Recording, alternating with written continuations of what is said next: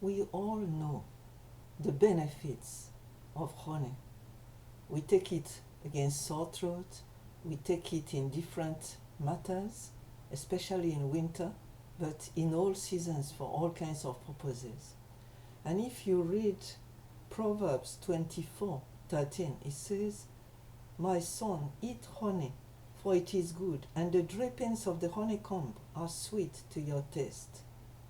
Proverbs 16:24 says, "Gracious words are like a honeycomb, sweetness to the soul, and health to the body." Now I want to challenge you about bitterness today. The Gospel Daily today proposed the first following verse, Hebrews 12:15. "See to it that no one fails to obtain the grace of God, that no root of bitterness springs up and cause trouble, and through it many become defiled." I don't know whether you know about bitterness, but the bitterness of the soul is terrible. And that commentary today was talking about the anger and bitterness that are pouring out of some of us and in other parts of our lives.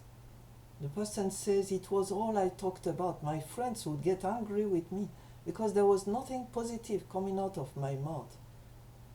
And the person was joking about it, saying, yeah, I found myself also justifying the case, saying, "Yeah, but this is the truth." And the truth was that there was bitterness in me. And you know that I found out that sometimes bitterness is not even against a particular person. It can be against the whole country. Just now let's think about it. Think about the countries you know, or the country you are living in, whether it's your own or not. Have you got bitterness against that country? Resentment? It is all over the news nowadays, especially in social media, that people pour acid on France. It was not even their country. They came there expecting something that they could not get. And they arrived and discovered that it was not the El Dorado they thought. And so they started pouring out vitriol against it. And I want to encourage you, if there is any atom of unforgiveness in you, then ask God to show it to you. Just like when you gather water. We used to gather water, rainwater in Nigeria when there was no water at all. And then you pour it into the bathtub to decant. And then gradually it looks like good water. But if you shake it, you find out that at the bottom of it there is a lot of mud. And when you shake it, it comes up. And ask God to remove, to show you that bitterness that is lying deep down in you. And you need to get rid of it because it's a poison. I did. The day God showed me, I was so surprised. And I want to say it will be your experience. You'll be surprised. You thought it was just your thoughts, but actually any bitterness, whether justified, so-called justified or not, is unacceptable to God. Because in God there is no bitterness. And He said we should be like Him.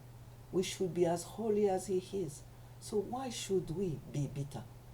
If there is any bitterness, whether you can justify, give reasons upon reasons, piles of them, that doesn't make a good, it doesn't transform it into honey.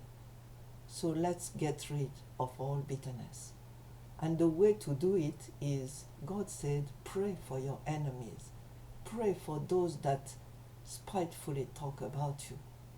So the best thing is, start praying for that person, those persons, that country. Pray and ask God to bless them, to change them, to transform them. Remember that the prayers from the Psalms were before Jesus came and changed the situation, before the Holy Spirit lived in us as Christians. So don't follow those saying, let my enemies be dispersed and killed and all ripped off. Pray for your enemies, pray for their goods, and then do something. I had bitterness against a particular country, and I took a drastic decision to prove God that it was over.